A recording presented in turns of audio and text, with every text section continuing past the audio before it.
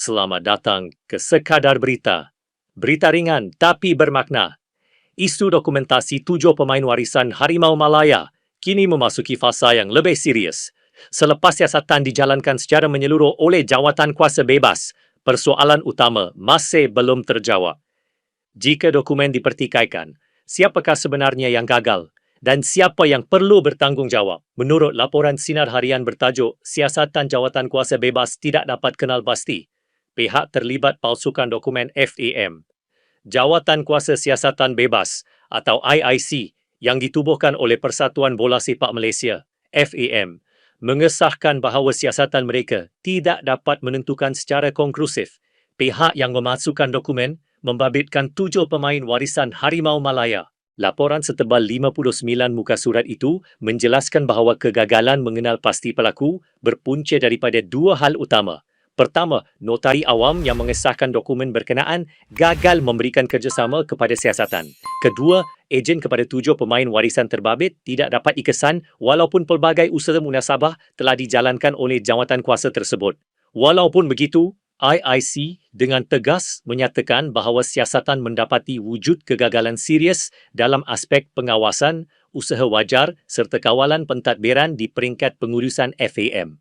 Kelemahan inilah yang telah membolehkan insiden dokumentasi tersebut berlaku tanpa dikesan atau dihalang lebih awal.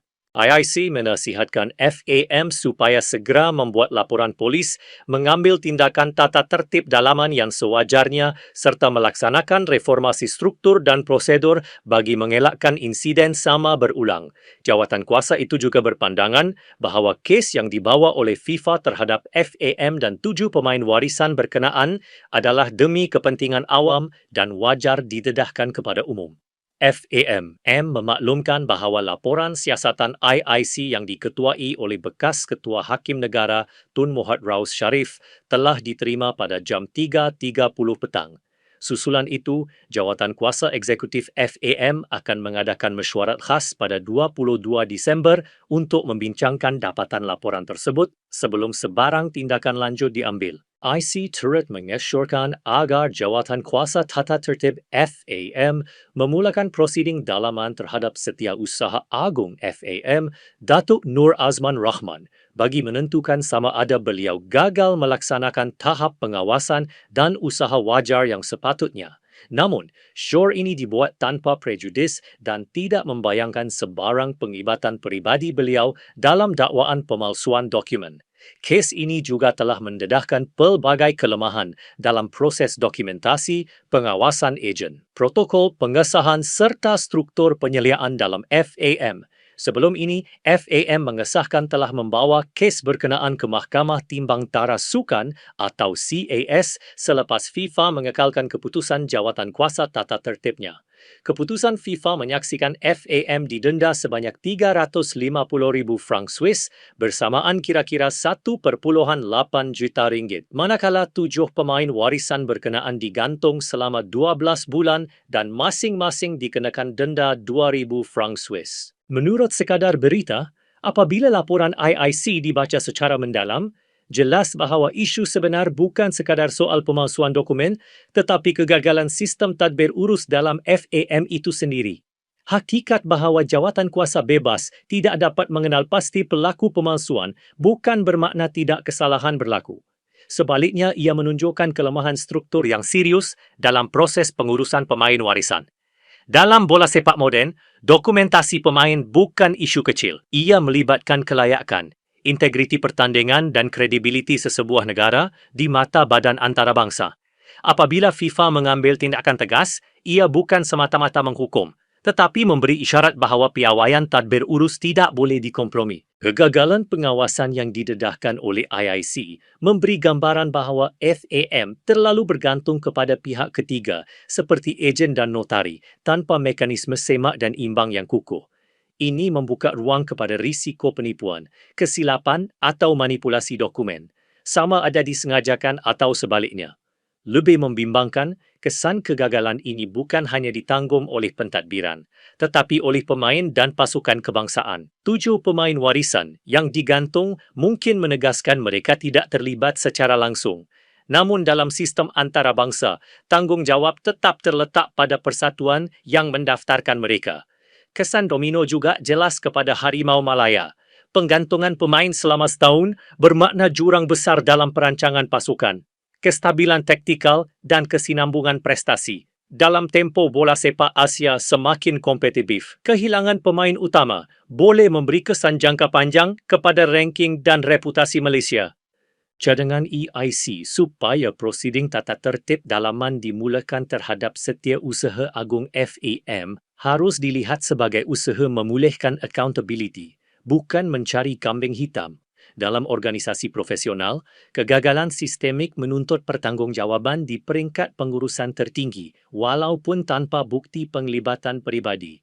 Langkah FAM membawa kes ini ke CAS pula menunjukkan usaha mempertahankan kedudukan mereka di peringkat undang-undang antarabangsa. Namun, keputusan CAS nanti bukan sahaja bergantung kepada hujah teknikal, tetapi juga kepada sejauh mana FAM dapat meyakinkan bahawa pembaharuan dalaman sedang dan akan dilaksanakan. FIFA lazimnya melihat kes seperti ini dari sudut integriti keseluruhan. Jika pembaharuan hanya bersifat kosmetik, keyakinan antarabangsa sukar dipulihkan. Sebaliknya, jika FAM benar-benar melaksanakan reformasi struktur, memperketat protokol dokumentasi dan memperkukuh kawalan pentadbiran, Malaysia masih berpeluang memperbaiki imejnya. Pendedahan laporan penuh kepada umum, seperti yang disarankan oleh IIC, juga merupakan langkah penting ke arah ketelusan.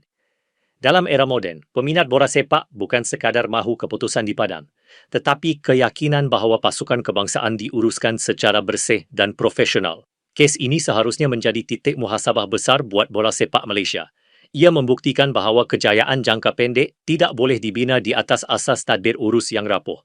Tanpa perubahan menyeluruh, risiko insiden serupa berulang akan terus menghantui. Jika reformasi benar-benar dilaksanakan, kes ini boleh menjadi permulaan kepada era baharu yang lebih telus dan berintegriti. Jika tidak, ia hanya akan menjadi satu lagi episod hitam yang meninggalkan parut panjang dalam sejarah bola sepak negara. Isu dokumentasi 7 pemain warisan Harimau Malaya mendedahkan kelemahan serius dalam tadbir urus dan sistem pengawasan Persatuan Bola Sepak Malaysia FAM. Walaupun siasatan oleh Jawatankuasa Siasatan Bebas IIC tidak dapat mengenal pasti secara konklusif pihak yang memalsukan dokumen, dapatan laporan tersebut jelas menunjukkan kegagalan struktur pentadbiran, usaha wajar dan kawalan dalaman yang sepatutnya menjadi benting utama organisasi. Tindakan FIFA menghukum FAM dan pemain terbabit bukan sekadar bersifat disiplin, tetapi mencerminkan tuntutan piawaian integriti antarabangsa yang semakin ketat. Kes ini memberi kesan langsung kepada reputasi bola sepak negara, perancangan pasukan kebangsaan serta keyakinan peminat. Justeru, pembaharuan menyeluruh yang dicadangkan IIC perlu dilaksanakan dengan tegas dan telus, bukan sekadar reaksi sementara. Hanya melalui reformasi struktur yang sebenar, FAM mampu memulihkan kepercayaan awam, melindungi integriti bola sepak Malaysia dan memastikan insiden sama tidak berulang pada masa hadapan. Teruskan bersama kami, hanya di Sekadar Berita. Berita ringan tapi bermakna. Jangan lupa untuk tekan butang like, subscribe dan aktifkan loceng notifikasi agar anda tidak terlepas sebarang perkembangan terkini dunia bola sepak tempatan dan antarabangsa.